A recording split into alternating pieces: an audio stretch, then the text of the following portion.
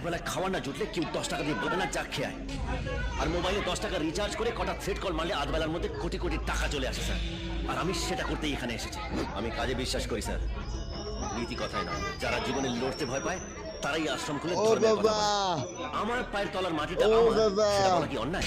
আজকে কি স্যার, দিচ্ছে? আপনি অশ্বমেধ যজ্ঞের কথা বইতে তেলগুলি বেটা কাজে লাগে চলো তো।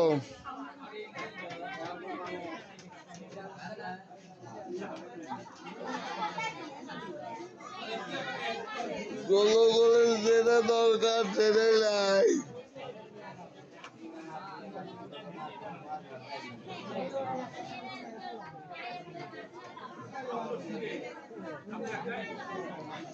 জনগণের দরকার হলো তেল, সেই তেলই নাই।